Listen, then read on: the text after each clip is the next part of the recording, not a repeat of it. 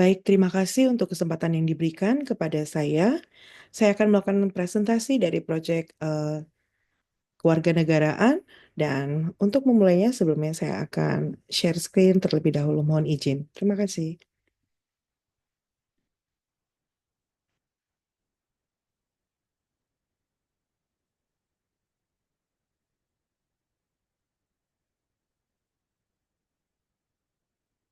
Ya, baik.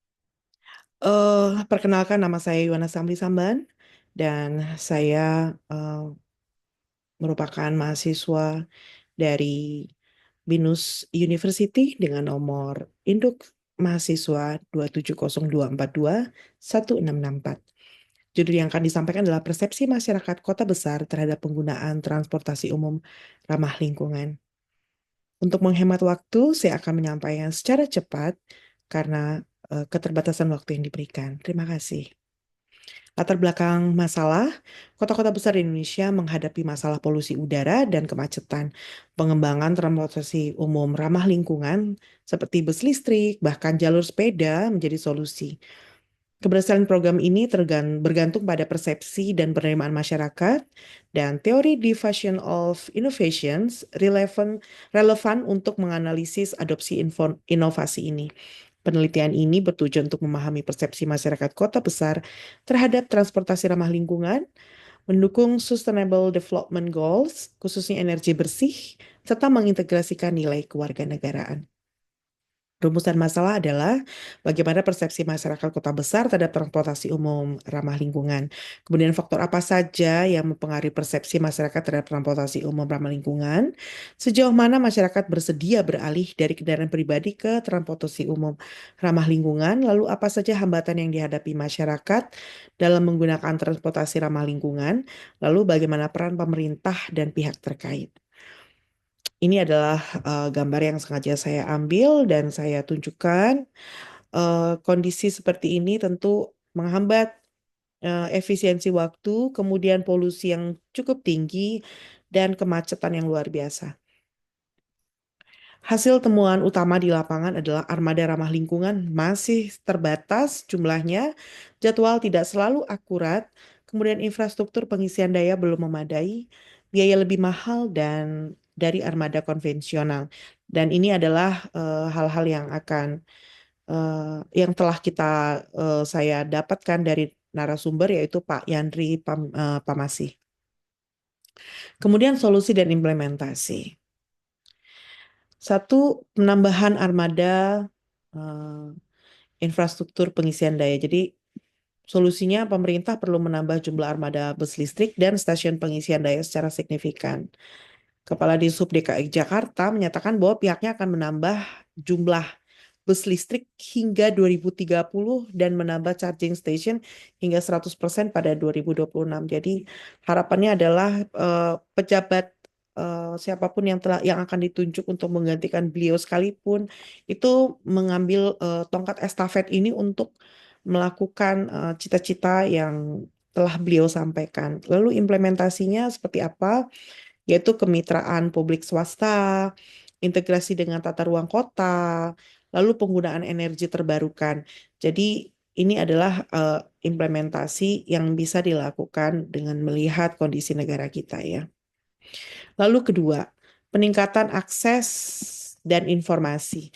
Solusinya yaitu menyediakan informasi yang jelas dan mudah diakses mengenai jadwal rute dan manfaat transportasi ramah lingkungan. Implementasinya seperti aplikasi mobile, mengembangkan aplikasi yang menyediakan informasi real time, kemudian kampanye sosialisasi dan papan informasi digital. Harapannya itu yang real time itu apabila terjadi sesuatu di pertengahan jalan, orang yang menunggu juga tahu apa yang terjadi di sana dan tidak kesulitan juga apabila informasi digital baik melalui eh, mobile yes di handphone kita juga ada di papan-papan yang cukup besar seperti yang ada di airport dan itu memang memudahkan juga bagi pihak layanan untuk memberikan informasi di blast sekali dan kemudian semua masyarakat yang membutuhkan atau ingin melihat itu mendapatkan informasi dengan real time. Lalu mengenai harga yang masih lebih mahal dari moda transportasi yang konvensional, itu dilakukan solusi memberikan insentif finansial dan promo untuk mendorong masyarakat mencoba dan menggunakan transportasi ramah lingkungan secara rutin. Jadi ketika mereka sudah mencoba dengan cuma-cuma atau misalnya memang eh, jadi ada hari promo yang khusus ya, itu tapi khusus untuk mereka-mereka yang belum pernah menggunakan diberikan hari promo dan mereka akan mencoba lalu nantinya mereka bisa mendapatkan pengalaman yang sangat positif dan membuat mereka ingin ingin juga tetap mencoba dan menggunakannya. Lalu kemudian apalagi didukung dengan subsidi tarif, promo diskon, lalu program loyalitas. Jadi dari promo-promo yang ada itu bisa juga memudahkan mereka untuk menggunakan moda transportasi dan meringankan, lebih meringankan mereka. Lalu ada diskon untuk pelajar, mahasiswa, kemudian pengguna-pengguna setia dapat promo dan atau poin seperti itu. Itu akan sangat membantu sekali bagi masyarakat yang pendanaannya minim, tapi mereka sebenarnya sangat membutuhkan moda transportasi yang ramah lingkungan ini. Kemudian dari yang ada peningkatan kenyamanan dan keamanan percuma untuk nyaman saja tapi tidak aman ataupun sebaliknya aman tapi tidak nyaman. Jadi solusinya memastikan transportasi ramah lingkungan, nyaman, aman dan sangat dapat diandalkan. Lalu implementasinya seperti apa? Yaitu perawatan armada rutin, melakukan perawatan rutin, jadi diberikan kelas yang rutin baik kepada jika memang di hire langsung ataupun menggunakan subkon ya untuk tenaga kerjanya, yaitu labor supply misalnya. Lalu pelatihan pengemudi untuk memberikan pelatihan kepada pengemudi mengenai pelayanan pelanggan. Jadi hospitality, lalu bagaimana untuk keselamatan, lalu efisiensi energi, atau bahkan jika perlu bagaimana nih jika ada pelanggan yang misalnya sedang mengalami masalah kesehatan, barangkali bisa diberikan pelatihan penanganan yang cepat ketika terjadi. Jadi apabila sampai seperti itu luar biasa sekali. Lalu kemudian ada peningkatan keamanan seperti CCTV ya, sistem keamanan lainnya, termasuk lost and found. Saya lupa untuk menambahkan lost and found untuk barang-barang yang hilang itu masyarakat bisa tahu ya, pelanggan bisa tahu harus kemana untuk melaporkan. Dan apabila eh, ternyata barang tuh belum belum ada di situ, pihak layanan juga tahu bahwa telah ada yang kehilangan dan akan dilakukan pelacakan. Atau jika ada yang menemukan ketika melakukan pembersihan dan segala macam itu didam di tempat layanan lost and found. Jadi apabila itu terlaksana itu luar biasa sekali. Kemudian yang kelima integrasi transportasi publik. Jadi saling terintegrasi ya. Solusinya mengintegrasikan berbagai moda transportasi publik seperti MRT, LRT, Transjakarta dan KRL untuk memudahkan mobilitas masyarakat. Lalu ini eh, diperlebar lagi ke kota-kota lainnya, kota-kota besar yang membutuhkannya.